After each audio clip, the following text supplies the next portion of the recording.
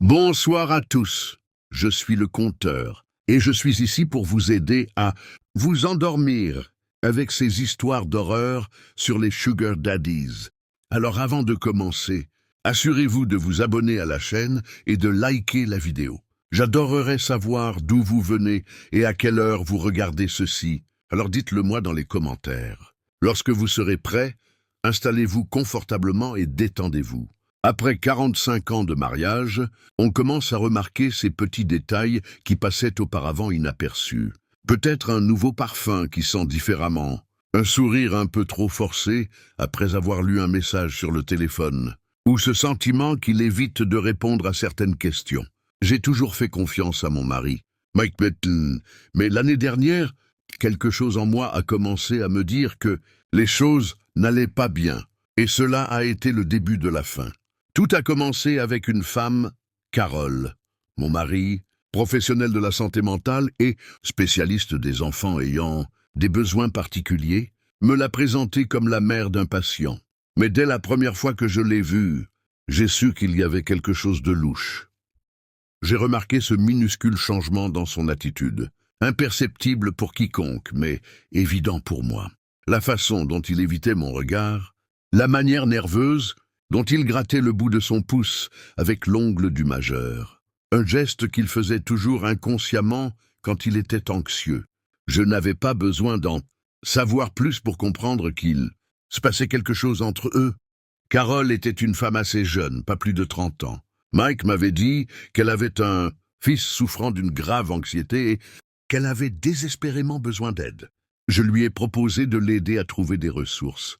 Et c'est ainsi que je l'ai rencontrée en personne. Elle était un peu étrange, le visage très retouché, comme si elle avait subi de nombreuses opérations de chirurgie esthétique. Elle portait toujours des vêtements très stylés, voyant avec un décolleté impossible à ignorer.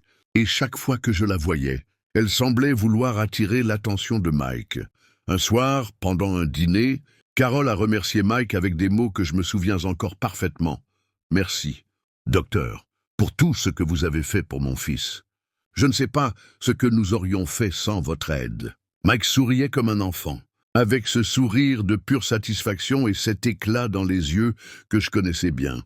Je ne vais pas mentir, au début j'ai douté. J'ai même cru à son histoire pendant un moment, mais il y avait des détails qui ne collaient pas. Le fils, soi-disant anxieux, n'a plus jamais été mentionné.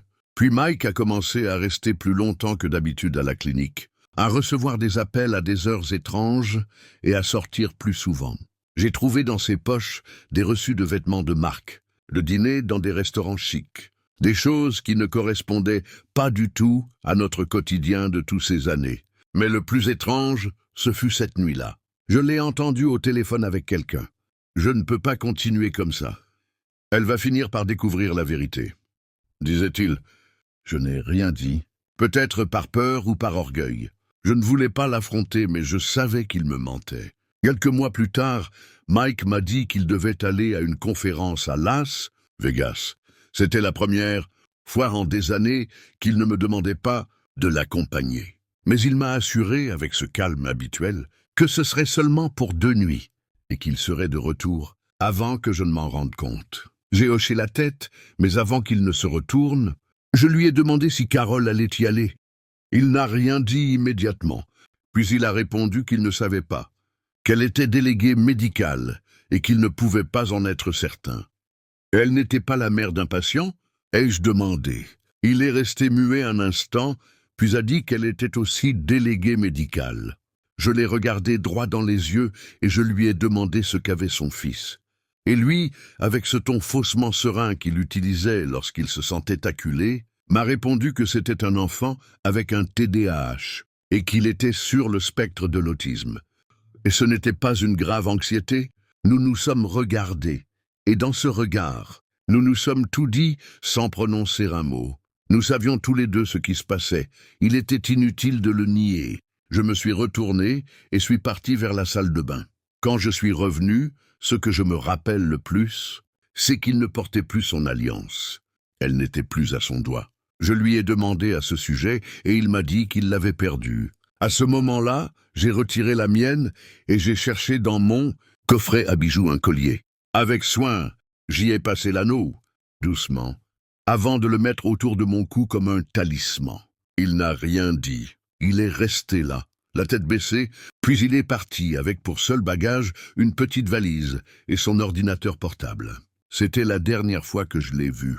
3 jours sont passés sans aucun message, aucun appel, et ce même pressentiment que quelque chose n'allait pas continuait de me ronger. J'ai essayé de l'appeler à plusieurs reprises, mais je tombais toujours sur sa boîte vocale, jusqu'à ce que finalement, j'appelle la police. 2 jours plus tard, ils ont retrouvé son corps dans une voiture abandonnée, dans une zone poussiéreuse, à l'extérieur de Las Vegas.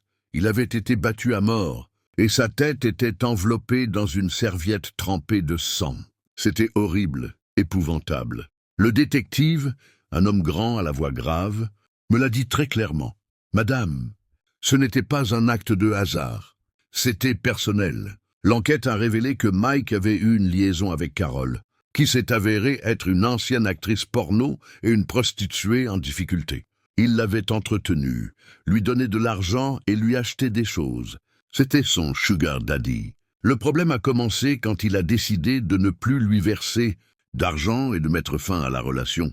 Les caméras de l'hôtel les ont filmés en train de se disputer dans le couloir. Elle criait, lui était furieux. Des témoins ont affirmé l'avoir entendu lui dire « Tu n'es qu'un parasite ». Ça suffit. La femme ne l'a pas supporté et a appelé son ex, Rick, un homme au lourd casier judiciaire. Ensemble, ils ont planifié leur vengeance. Rick est venu avec une barre de fer et ils ont attendu Mike dans le parking de l'hôtel. D'après elle, Mike a supplié pour sa vie, mais Carole voulait se venger. Elle a dit à Rick de rendre la chose aussi douloureuse que possible. Et c'est ce qu'il a fait. Chaque fois que j'y pense, j'ai la nausée. Quand ils ont arrêté Carole, elle semblait indifférente, presque ennuyée, sans aucun remords. La photo de son arrestation montrait cette attitude de « je suis tranquille », qui honnêtement me donne envie de lui arracher la peau du visage. Je ne peux m'empêcher de repenser à un moment. Lors de notre dernier dîner ensemble, Mike avait l'air épuisé, bien plus vieux que jamais. Il s'est approché, a pris ma main et m'a dit quelque chose qui me brise encore l'âme. Aujourd'hui, Cathy, tu as été mon ancre. Tu m'as tenu debout toutes ces années. Mais en réalité, il était déjà bien plus loin de ma protection qu'il ne le pensait. Carole a été condamnée à la prison à perpétuité, sans possibilité de libération conditionnelle, et Rick a accepté un accord de plaidoyer pour 30 ans de détention. C'est difficile de comprendre comment un homme aussi intelligent, aussi brillant que Mike, a pu tomber dans un piège aussi grossier. Le plus dur n'est pas de l'avoir perdu, mais de savoir que dans ses derniers instants, il était seul et complètement sans défense. Je sais qu'il m'a trahi, qu'il a bafoué nos vœux en me trompant avec cette femme. Mais Mike a été mon compagnon de vie pendant 45 ans et je l'aimais, malgré tout. Peu importe ses fautes, il ne méritait pas une fin aussi sordide. La seule chose qui me console, c'est qu'ils l'ont retrouvé avec mon alliance autour du cou, toujours suspendu à lui. Cela m'est arrivé à un moment très compliqué de ma vie, où je peinais à garder la tête hors de l'eau avec mon travail. Mon salaire ne couvrait que les besoins essentiels, et c'est ainsi que j'ai fini sur un site appelé Sweetheart Connect, nom inventé, mais je donnerai les détails du site réel. J'y suis allé avec l'idée de trouver quelqu'un qui pourrait m'apporter un peu de soutien financier, tout en précisant très clairement que je ne voulais rien de physique, c'est-à-dire 0 sexe. Je m'étais seulement proposé comme quelqu'un avec qui discuter ou tenir compagnie, virtuellement, si besoin. Au début, c'était difficile de trouver quelqu'un qui corresponde vraiment à ce que je cherchais. Mais après quelques jours à naviguer sur le site, je suis tombé sur un homme qui semblait prometteur. Il s'appelait Daniel et disait avoir 55 ans, bien que, d'après sa façon de parler et de s'habiller, il paraissait bien plus âgé. C'était un homme d'affaires multimilliardaire, du genre à vivre dans un autre monde. Il recherchait une jeune femme, jolie et sans complications, qui voudrait simplement passer du temps avec lui et profiter d'un peu de luxe.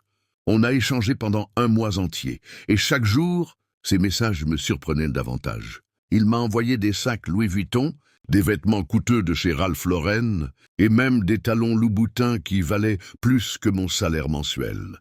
De mon côté, je lui envoyais des photos de moi en bikini ou déguisé en sirène.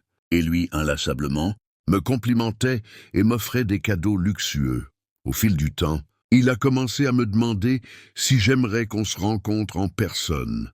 Je n'étais pas très sûr, mais il m'a dit qu'il voulait qu'on passe un week-end ensemble sur son île privée. Ça sonnait presque irréel, mais tellement tentant. Je lui ai demandé s'il avait vraiment sa propre île, et il m'a répondu que oui, qu'elle était immense, un vrai paradis sur terre. J'ai fini par accepter. Je sentais que c'était enfin l'occasion de souffler un peu, de m'évader de cette routine misérable qui me pesait. Le vendredi soir, il m'a demandé de le retrouver à l'aéroport, d'où nous allions partir dans son jet privé. J'étais habillé d'une robe Versace qu'il m'avait offerte pour mon anniversaire.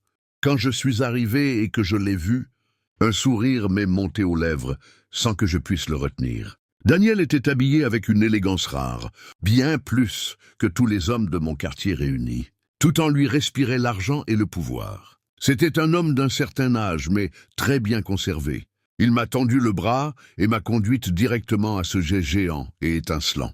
Et alors qu'on montait à bord, il m'a regardé en souriant et m'a demandé si j'étais prête à vivre le paradis. Je lui ai déposé un baiser sur la joue pour le remercier, et il a rougi. Étrange, pour un homme avec autant d'argent. Je n'aurais jamais cru qu'un simple baiser puisse faire rougir quelqu'un comme ça. Mais il semblait surpris, comme s'il n'était pas habitué à ce qu'une femme lui montre de l'affection, sans rien attendre en retour. En ouvrant la porte de l'avion, un homme est apparu, comme tout droit sorti d'un film. Il nous a dit d'entrer, et à ce moment-là, j'ai eu l'impression de pénétrer dans un autre univers. La cabine était tapissée de cuir souple, avec des fauteuils larges et confortables. Une table était dressée avec du champagne, et un chariot rempli de desserts, raffinés, roulait dans l'allée. Durant ces 3 heures de vol, je ne cessais de penser à ma chance. Je me disais que peut-être c'était cette vie-là que je devais avoir pour être enfin heureuse. Mais au fond de moi, une petite voix commençait déjà à douter. Tu sais, ce sentiment que tout ça est trop beau pour être vrai. Pendant le vol, on a parlé de choses banales, on a mangé des fruits, de mer on a bu du champagne. Et vers 23h30, le pilote a annoncé que nous étions arrivés. En regardant par le hublot, j'ai vu l'océan, brillant sous la lune, et j'en ai eu le souffle coupé. Ce sentiment d'être dans un lieu parfait, totalement isolé du monde, m'a fasciné. Daniel m'a pris la main, et nous avons marché vers l'île. Elle était immense, entourée de plages privées de sable blanc et d'eau cristalline. J'étais sans mots. C'était comme une scène de film romantique ou un paradis caché. Mais alors qu'on avançait vers la villa, quelque chose en moi s'est mis à vibrer étrangement. J'ai vu le jet privé décoller derrière nous, s'éloignant dans un vacarme assourdissant. Et pendant un instant, je me suis demandé « Qu'est-ce que je fais ici ?» avec ce type que je ne connais que depuis quelques mois. Mais cette pensée a vite disparu. Je me suis dit qu'il avait sûrement déjà fait ça avec plein d'autres filles et que rien de mal ne pouvait arriver. Mais alors, en entrant dans la villa, tout changea radicalement. La maison était immense, bien plus grande que ce que j'avais imaginé, avec un salon gigantesque et une cheminée qui semblait sortie d'un château Disney. Mais là, au milieu de la pièce, étaient assis 3 hommes âgés, tous de plus de 70 ans, avec des visages qui n'inspiraient aucune confiance. L'un d'eux, avec une voix à peine audible, dit quelque chose qui me glaça le sang. Je dois dire, « Daniel, tu ne nous déçois jamais. Elle est vraiment spéciale. » Je suis resté figé pendant quelques secondes, incapable de comprendre ce qui se passait. Daniel, qui semblait désormais bien plus à l'aise, me prit par le bras et dit avec un sourire forcé, « Ce sont mes amis, Lily. Ça te dérangerait s'ils passaient la nuit avec nous? J'ai failli tomber de surprise. Quoi? Je veux dire. Je pensais qu'on allait juste passer la soirée tous les deux, pas participer à un festin de vieux croulants. Mais avant que je puisse réagir, Daniel tenta de me rassurer rapidement. « Ne t'inquiète pas, il n'y a rien de bizarre. Ils vont juste boire un verre et passer un bon moment. Ces vieux sont très seuls, tu sais. Parle pour toi, Daniel. »« Moi, je suis en pleine forme, » dit l'un d'eux et tous éclatèrent de rire. « Messieurs, un peu de tenue. Vous allez rendre ma petite amie nerveuse, » lança Daniel, d'un ton arrogant que je ne lui connaissais pas. Ça ne me rassura pas du tout. Mais j'ai accepté de rester, car je ne voulais pas déclencher de conflit à ce moment-là. J'étais sur une île, au milieu de nulle part. Et même si ces hommes étaient vieux, ils étaient plusieurs. S'ils voulaient me faire du mal, je ne pourrais rien faire. J'ai donc choisi d'être coopérative, pour ma propre sécurité. On s'est assis et immédiatement, ces types ont commencé à me regarder comme si j'étais une pièce de collection. L'un d'eux s'est même mis à baver en fixant mes jambes, ce qui m'a mise très mal à l'aise. Après quelques minutes à les entendre parler de business et de sujets de riches, Daniel demanda « Vous voulez qu'elle danse pour vous ?» Et l'un d'eux, avec une tête de gamin pervers, lança « Dis-lui de remuer ce petit abricot, il est temps, on a assez attendu. » Un autre ajouta qu'il adorerait me voir me déshabiller. Ah, donc c'était pour ça qu'il m'avait amené ici, pour être l'attraction de cette meute de momies. Non, c'en était trop. J'ai été prise d'une rage soudaine, me suis levé d'un bond et, sans réfléchir, j'ai giflé l'un de ces vieux de toutes mes forces. Son dentier, qui semblait en plastique bon marché, vola à travers la pièce et tomba au sol. Un silence de mort s'installa. On n'entendait plus que le bourdonnement électrique de la villa, jusqu'à ce qu'un des vieux murmure « C'est quoi ce cirque, Daniel? C'est pour ça qu'on t'a filé cette fortune ?» Daniel, complètement choqué, tenta de répondre quelque chose, mais aucun mot ne sortit. Alors j'ai crié « C'est quoi ce bordel? Pourquoi ces types t'ont-ils payé pour m'amener ici? Vous pensez quoi? Que je suis une prostituée ou un jouet ?» L'ambiance devint encore plus tendue. Les vieux commencèrent à engueuler Daniel. L'un d'eux le traita de tous les noms, et Daniel répliqua furieux. Ça dégénéra en hurlements, en insultes, en objets lancés à travers la pièce. L'un d'eux l'accusa de ne pas m'avoir dit la vérité, et Daniel répondit quelque chose que je n'ai même pas entendu, parce qu'à ce moment précis, j'ai compris que c'était ma chance. Il n'était pas question que je reste là, pour voir jusqu'où ça allait aller. Profitant du chaos, j'ai bondi vers la porte et j'ai couru aussi vite que je pouvais. Dehors, il y avait un petit bateau amarré au quai. Sans hésiter, j'ai sauté à bord et démarré le moteur. Heureusement, j'avais grandi dans une ville côtière et mon père m'emmenait souvent pêcher. Non seulement je savais piloter un bateau, mais je n'avais pas peur de la mer. C'est à ce moment-là que la réalité m'a frappé de plein fouet. Jamais plus je ne chercherai un sugar daddy. Je voulais juste fuir cet enfer. Et en quelques minutes, je m'étais déjà éloigné de cette île maudite, jurant à moi-même que plus jamais je ne tomberais dans ce genre d'arnaque et de mensonges. Par chance, la côte n'était pas trop loin. Je pouvais déjà voir les lumières de la ville au loin. Ma seule inquiétude était que le bateau ait suffisamment de carburant. Et heureusement, il en avait. J'avais assez d'argent sur mon compte pour prendre un vol de retour et laisser derrière moi, très loin, ce cauchemar.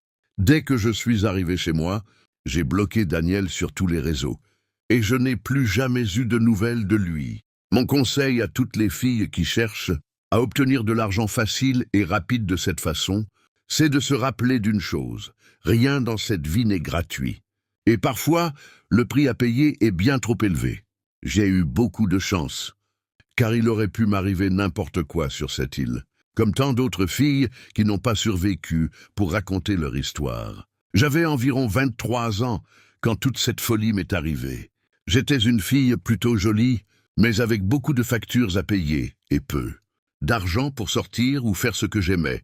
Mes parents venaient d'un petit village, alors avec leurs moyens, ils m'avaient envoyé étudier en ville. Mais bien sûr, entre les frais de l'université et tout le reste, c'était très dur. Et malgré tous mes efforts, je n'arrivais jamais à tout couvrir.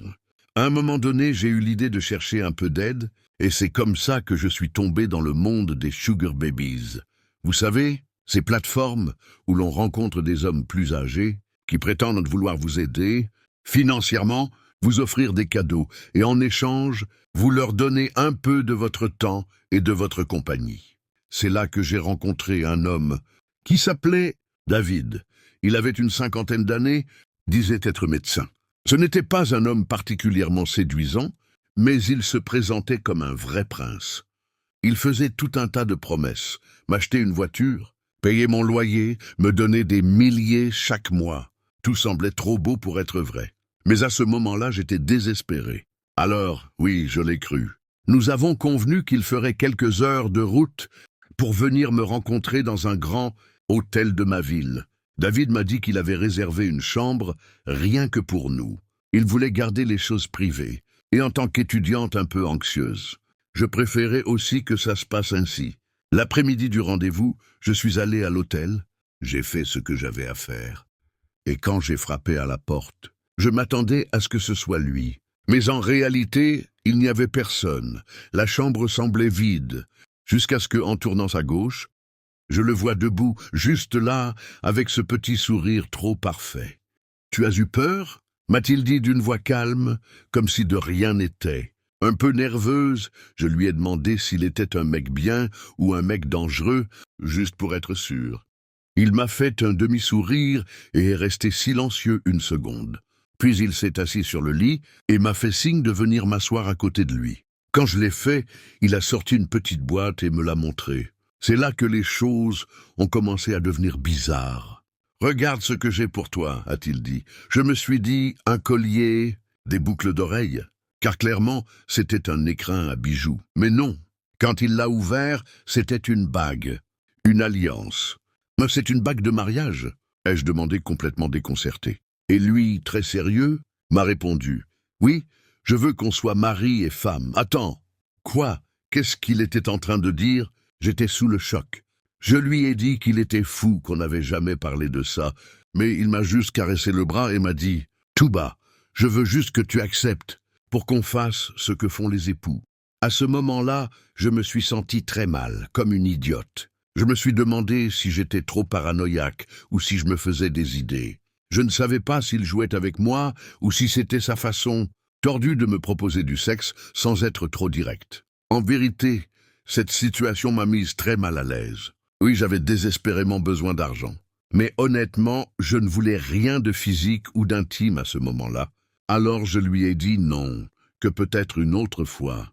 Mais il ne lâchait pas l'affaire. Il a commencé à insister, disant qu'il voulait juste dormir à côté de moi, qu'on se tienne dans les bras toute la nuit, qu'il était prêt à attendre, qu'il voulait juste être avec moi. Et le regard qu'il posait sur moi, son insistance, ça m'a vraiment donné une très mauvaise impression. C'était étrange, comme si mon instinct me criait « Tire-toi d'ici, maintenant ». Je voulais juste partir, alors je lui ai dit qu'il était très gentil, mais que non, et que j'allais rentrer chez moi. Mais c'est là qu'il a commencé à devenir plus insistant. D'abord, il m'a proposé 300 $, juste pour passer la nuit avec lui dans ce complexe. Il a agité une liasse de billets devant mon visage, comme un clown de cirque, et a dit « Écoute, Lindsay, j'ai conduit jusqu'ici rien que pour toi. Me renvoie pas chez moi les mains vides, d'accord ?»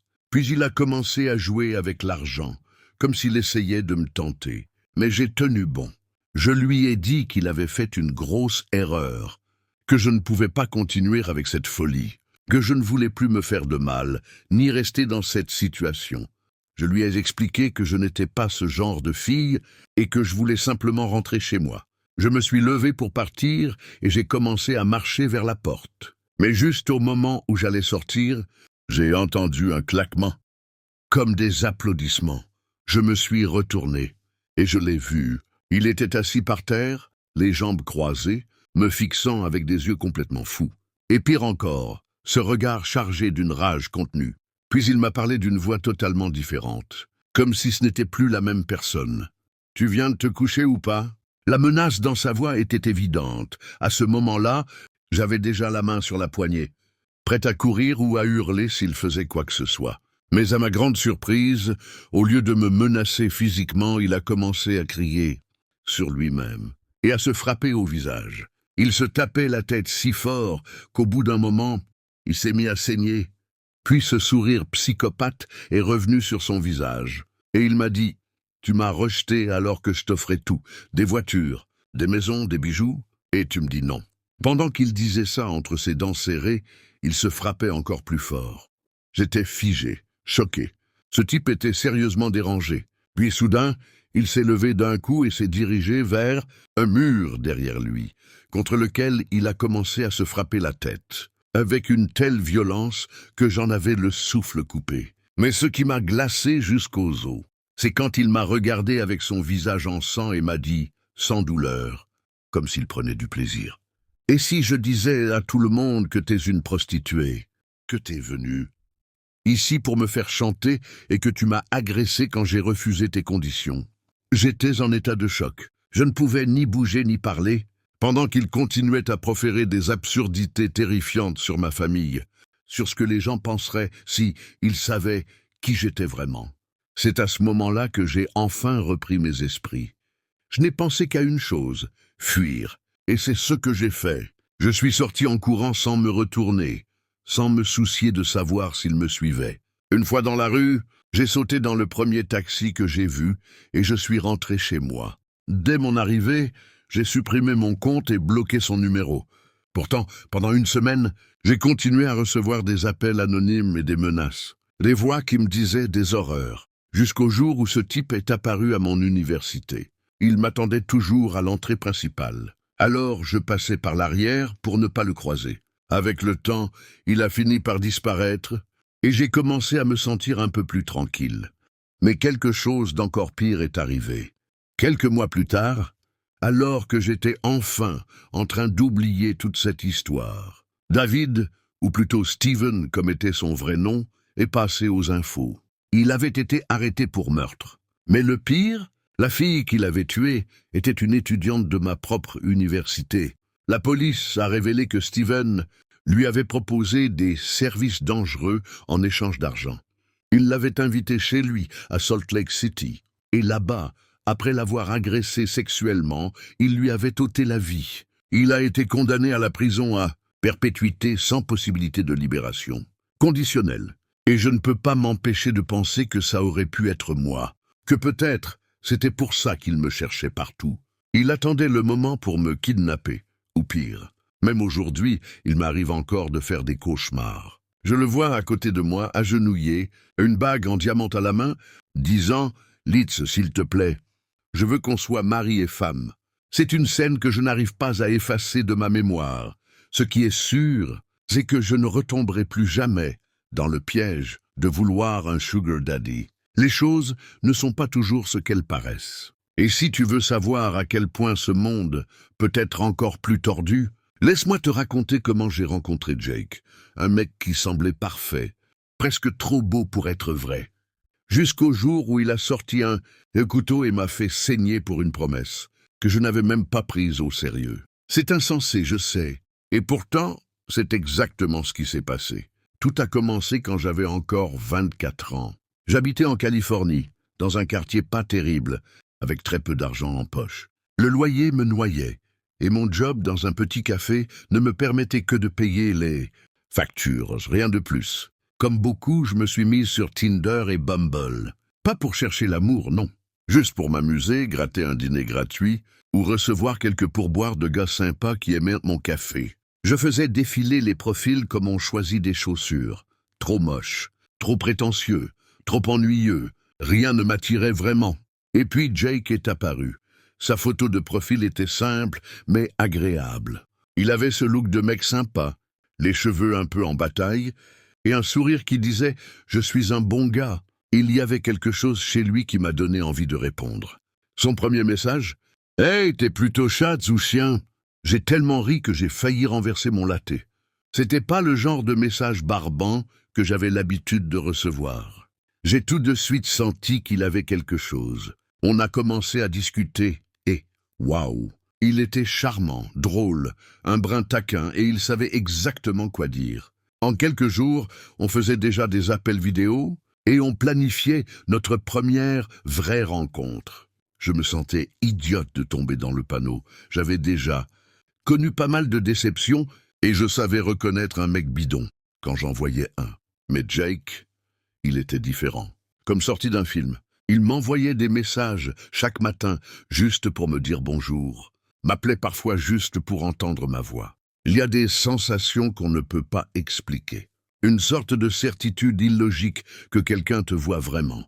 Il me faisait sentir spécial. Alors j'ai pris le risque. J'ai décidé de lui donner une chance, même si une partie de moi restait méfiante. On s'est retrouvés dans un bar. Pas le plus classe, mais pas le pire non plus. Jake est arrivé avec une marguerite à la main, pas achetée chez un fleuriste. Non, il l'avait arraché d'un buisson devant le bar. Ouais, aussi bizarre que ça.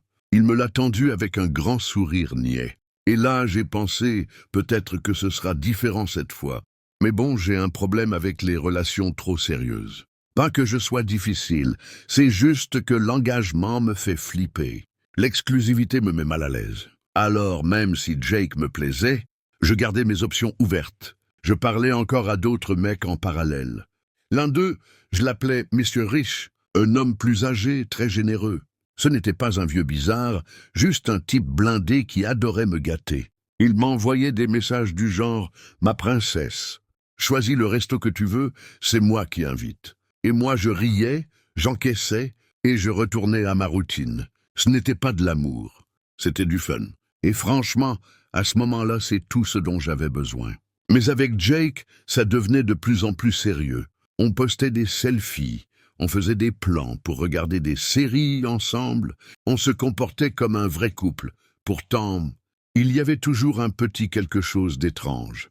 Comme s'il devenait nerveux dès que je ne répondais pas dans la minute. Ou qu'il se mettait à poser des questions sur les gens avec qui j'étais. Tout semblait anodin, mais ça ne l'était pas. Parfois, je l'ignorais en me disant que c'était juste un mec un peu collant. Mais après un certain temps, Jake a proposé quelque chose pour lequel rien ne m'avait préparé. Un jour, après plusieurs bières, il est devenu très intense. Il a sorti un petit couteau et m'a dit « Faisons un pacte, toi et moi pour toujours ». Il s'est ouvert la paume de la main, puis a fait la même chose avec la mienne. Et on a pressé nos mains l'une contre l'autre. Nos sangs se sont mêlés.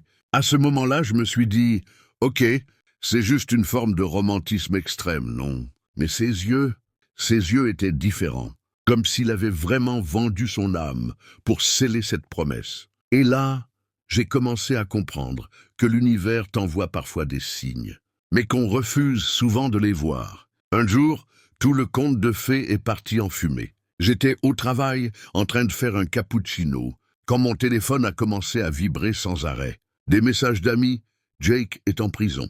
Et non, ce n'était pas pour une bagarre ou une petite bêtise.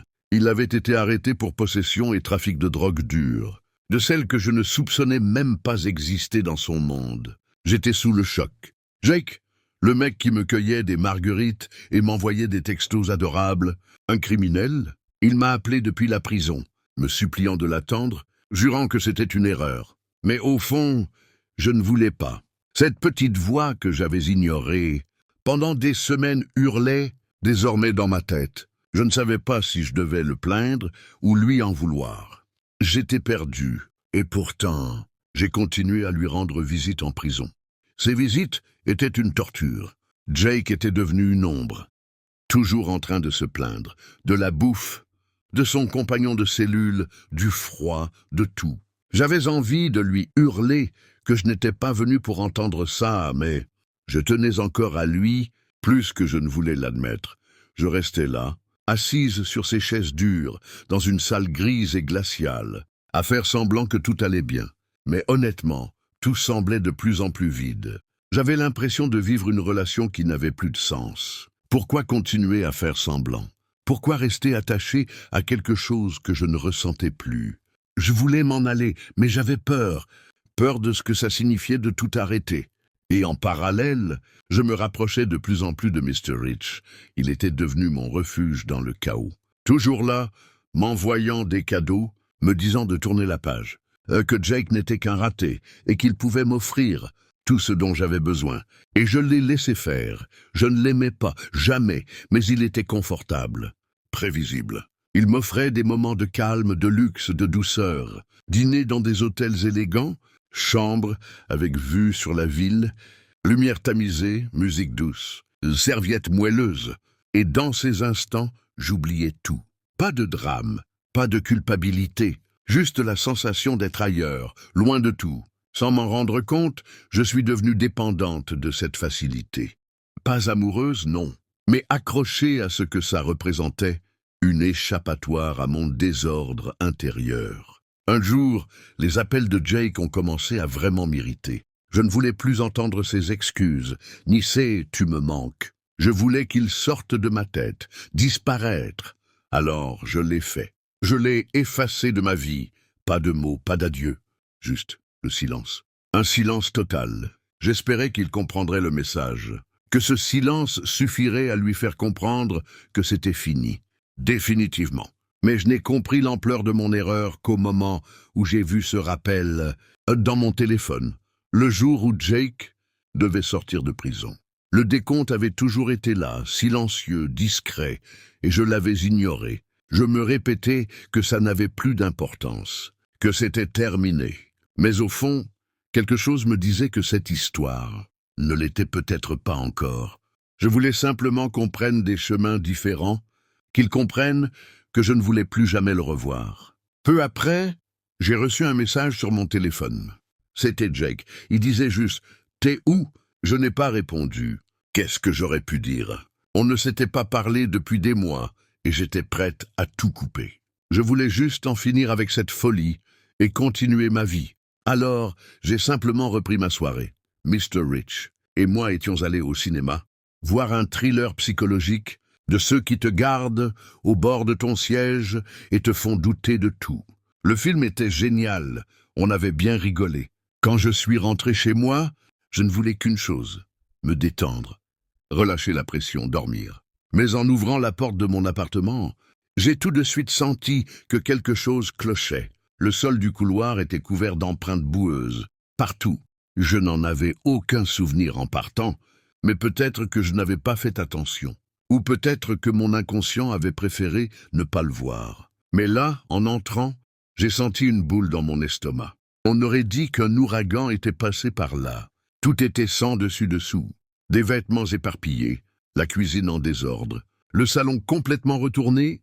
Je suis resté figé, trop épuisé pour paniquer, trop choqué pour comprendre ce qui se passait. Je ne sais pas ce que je pensais. J'aurais dû vérifier chaque recoin. Mais non, je suis allé directement dans la salle de bain et j'ai pris une douche chaude, espérant que ça effacerait le chaos de ma tête. Mais pendant que l'eau coulait, j'ai cru voir une ombre passer derrière la porte. Mon cœur a bondi. Peut-être que j'étais juste fatigué.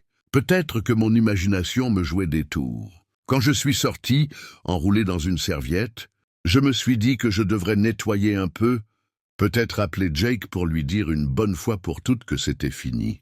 J'espérais naïvement que tout rentrerait dans l'ordre. Mais dès que j'ai mis un pied dans le salon, j'ai senti mon souffle se bloquer. Il était là, Jake, debout au milieu de la pièce. Son visage était livide, presque gris. Ses yeux, remplis de rage, de folie pure.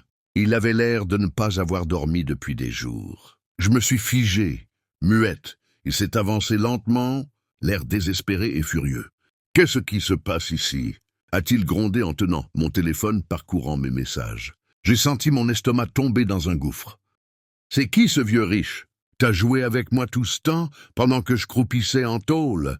C'est ça que tu faisais. » Ma tête tournait. Je ne savais plus quoi penser. Je voulais parler, dire que ce n'était pas ce qu'il croyait, mais aucun mot ne sortait. Juste un murmure. « C'est rien. Vraiment. » Mais il ne voulait rien entendre. Il n'était pas venu pour une explication. « Ils m'ont relâché, » a-t-il dit d'une voix calme. Trop calme. « Et je suis venu te chercher, Sam. Mais toi, tu brises notre serment. » Comme si de rien n'était. Sa voix tremblait de rage contenue. Son visage se tordait entre douleur et haine. « Jake, c'est fini, » ai-je dit d'une voix tremblante. Cette promesse ne veut plus rien dire. « Toi et moi, c'est terminé. » J'ai essayé de garder un ton ferme. Mais mes mains tremblaient déjà. Je serrais ma serviette contre moi. Et je savais, ce n'était plus la personne que j'avais connue. Avant que je ne puisse dire quoi que ce soit de plus, il a poussé un cri étouffé, a attrapé mon téléphone et l'a fracassé au sol. L'écran a éclaté avec un bruit sec, brutal, comme un coup de feu. « T'as juré dans le sang, Sam. On n'efface pas ça. On ne peut pas juste partir comme ça. » a-t-il hurlé, les yeux injectés de sang, les veines du cou gonflées. Je n'avais jamais vu un regard pareil. Même dans les films, c'est pas aussi effrayant. « S'il te plaît, Jake », ai-je supplié en reculant vers la cuisine. Mais il ne s'arrêtait pas. Il avançait lentement, déterminé. Et puis, il a glissé la main dans sa veste et il a sorti un couteau. Mes pensées se sont figées net. Je savais que ce qui allait arriver serait horrible. « Non, non, non !» ai-je hurlé de toutes mes forces. Mais c'était trop tard. Le couteau est entré dans mon corps. Une fois, puis une autre. Peut-être plus. Je ne sais plus exactement. J'ai seulement senti celles-là, celles qui se sont plantées dans ma chair, dans mon âme. La douleur était si violente que j'ai eu l'impression qu'on me déchirait de l'intérieur. Je ne pouvais plus respirer. Mes muscles se sont contractés. Mon cerveau a commencé à s'effacer pour fuir l'horreur. Et dans ce chaos, il ne restait plus rien. Rien que de l'obscurité. Un silence absolu, plus terrifiant que n'importe quel cri. Je me suis réveillé dans un lit d'hôpital, avec un bip strident dans la tête. J'étais en vie, par miracle. Un voisin avait vu Jake sortir de chez moi, les mains couvertes de sang, et avait immédiatement appelé la police. Ils m'ont retrouvé allongé sur le sol de ma cuisine, inconsciente, baignant dans une mare de sang. J'avais reçu 7 coups de couteau, dont un en pleine poitrine, frôlant mon cœur. J'ai subi de nombreuses opérations. Mon appareil digestif a dû être reconstruit. J'avais un poumon perforé. Les médecins ne pensaient pas que je survivrais. Et pourtant, je suis encore là. Jake, Louis, purge aujourd'hui une condamnation à perpétuité sans possibilité de libération conditionnelle. Mr. Rich m'a aidé à payer tous les frais médicaux. Mais au fil du temps, nous avons perdu contact. On ne s'est plus jamais revus. Cette expérience m'a laissé une leçon gravée au fer. Rouge, ne jamais prendre à la légère quelqu'un avec des problèmes de comportement. Nous sommes entourés de psychopathes, de personnes capables de passer de l'amour à la violence en un claquement de doigts. Fais attention, ne sois pas comme moi. Je me souviens très bien de la première fois que j'ai entendu qu'on appelait mon mari Jack Drude. C'était un titre de respect dans notre village, un chaman local, un homme capable de soigner, d'aider, de guider. Les gens pensaient qu'il pouvait parler aux esprits, qu'il lui révélait des remèdes, des vérités du monde invisible. Et il y avait en lui quelque chose de particulier, un regard paisible, une voix apaisante. Il inspirait la confiance, je l'aimais pour ça. Mais sans le savoir, sous cette façade lumineuse, se cachait une noirceur insondable. Tout a commencé avec un rêve étrange qu'il a fait une nuit de 1989. Il s'est réveillé en sueur, les yeux écarquillés, la respiration haletante. Je croyais à un simple cauchemar, mais pour lui, c'était bien plus que ça. Il m'a dit que son père, mort depuis des années, lui, était apparu et lui avait révélé le secret de l'immortalité, boire la salive de 70 femmes. J'étais pétrifié. C'était insensé. Mais Jack, lui, y croyait comme à une mission sacrée, un appel divin. Au début, il restait des heures silencieux à méditer, à murmurer pour lui-même. Je me disais que c'était juste l'excentricité d'un chaman, une bizarrerie de plus dans un village où les gens croisent aux esprits. Puis un jour, Jack est rentré à la maison transformé, les yeux brillants, une voix vibrante. Il m'a dit « J'ai un plan, je vais aider les femmes du village. Ce sera aussi le chemin vers ma destinée. » Au début, j'ai trouvé ça beau. J'ai souri. J'ai accueilli ces femmes avec confiance, croyant sincèrement qu'il voulait les guider, les soulager. Mais quelque chose me dérangeait. Une inquiétude sourde s'installait en moi. Des rumeurs ont commencé à circuler. Des femmes ne revenaient pas. Une amie proche a disparu 1 semaine après avoir vu Jack lui parler longuement au marché. La peur flottait dans l'air. Et moi, naïve, je continuais à croire que c'était des histoires, des jalousies, des fantasmes. Mais Jack devenait de plus en plus étrange, froid, paranoïaque. Il s'énervait quand je posais des questions. On murmurait qu'il faisait des rituels nocturnes, qu'il récoltait un élixir féminin pour prolonger sa vie. Des choses si absurdes, mais dites avec tant de conviction que même moi, je commençais à douter. Puis vint cette nuit-là. Il m'a demandé de l'accompagner dans le champ de canne, à sucre, où il pratiquait ses rituels. Je l'ai suivi. Mais l'air était lourd, chargé. Un parfum de terre humide, de pourriture. Et à cet instant précis, je l'ai su. Quelque chose d'inimaginable se tramait. Quand nous sommes arrivés, ce que j'ai vu m'a glacé le sang. Jack avait rassemblé plusieurs femmes. Elles semblaient en transe, comme hypnotisées par ses paroles. Toutes étaient accroupies, en train de creuser des trous dans la terre, comme si c'était une mission sacrée, comme si elles exécutaient des ordres aveuglément, sans poser de questions. J'ai voulu dire quelque chose, intervenir, comprendre ce cauchemar. Mais Jack m'a arrêté net d'un simple regard. Un regard froid, dur, et je me suis tu. Paralysé, horreur figée. Ce qui s'est passé ensuite, je ne l'oublierai jamais. C'est là que j'ai vu, pour la toute première fois, l'expression la plus monstrueuse qu'un être humain puisse avoir. Jack a commencé à étrangler une des femmes, juste là, devant moi. Je suis resté figé, incapable de crier, incapable de bouger. La scène était inhumaine, atroce. Je ne savais plus si je rêvais, si j'étais dans un cauchemar ou si c'était simplement la réalité la plus effroyable que je pouvais vivre. Le plus terrifiant, c'était lui. Jack, il n'était plus l'homme que j'aimais. Plus ce guérisseur charismatique. Il était devenu autre chose. Quelque chose de froid, de vide. Un monstre. Alors qu'il étranglait cette femme, calmement, sans une once de doute, il recueillait sa salive et la buvait, comme s'il buvait du thé. Le voir faire ça m'a glacé le sang et m'a retourné l'estomac. À partir de ce jour, tout a basculé encore plus profondément dans l'ombre.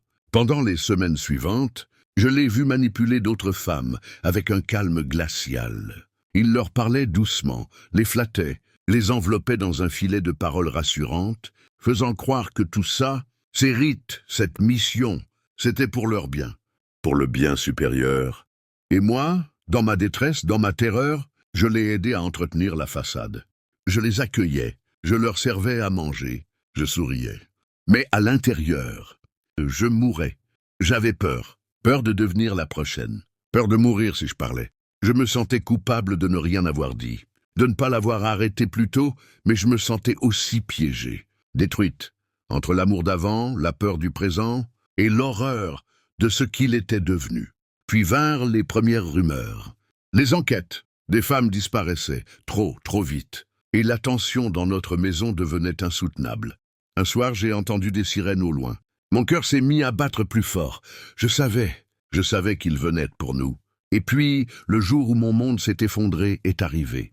La police a frappé à notre porte. Ils avaient des soupçons. Je les ai vus inspecter notre jardin. Leur flair les guidait droit vers les horreurs enterrées sous nos pieds. Et puis, l'un d'eux a sorti un crâne humain, un des nombreux secrets que nous avions laissés pourrir dans la terre. Là, j'ai compris. Il n'y aurait plus de retour possible. Le lendemain, Jack a été arrêté, menotté, emmené sous les regards du village. Je ressentais un mélange d'effroi et de soulagement. Il n'était plus libre. Mais à quel prix? La nouvelle s'est répandue comme une traînée de poudre. Le village entier était en état de choc. Mais ce n'est pas Jack qu'ils ont montré du doigt. C'était moi. On m'a traité de monstre, de complice, de sorcière. Et j'aurais voulu me défendre. Mais comment? La vérité, c'est qu'ils avaient raison. J'avais été silencieuse. J'avais été présente, même si j'étais victime moi aussi. Je portais une part de la responsabilité. Je n'ai jamais été poursuivi, non. On m'a classé comme victime psychologique de manipulation. Mais j'ai dû vivre avec les conséquences, comme si j'étais celle qui avait creusé les tombes. Les jours suivants étaient comme un enfer vivant. Je recevais des messages des familles, des insultes. On m'appelait criminelle, meurtrière. Et je ne savais pas quoi dire, parce qu'au fond, je les comprenais. J'aurais dû parler, j'aurais dû agir, mais j'étais trop tard. Le pire, c'est que cette nuit-là, je la vois encore. Dans chaque reflet, chaque silence, chaque rêve. Alors, j'ai fui. D'abord, j'ai quitté la ville, puis l'État, et finalement, le pays. J'ai mis autant de distance que j'ai pu entre moi et l'ombre de Jack. Mais ça ne suffit pas. Peu importe où je vais, la culpabilité me suit, la honte colle à ma peau. Et le souvenir de Jack, il m'habite toujours.